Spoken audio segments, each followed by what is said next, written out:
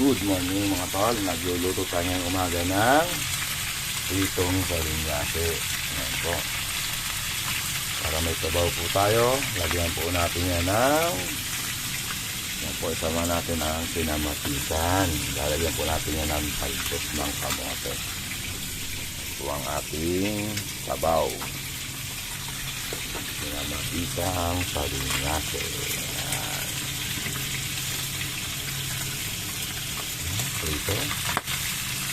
Matasik-tasik pa. Sabay, pinamatikan.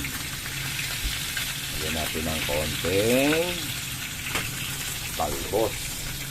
Yan po ang ating almusal sa umaga nito.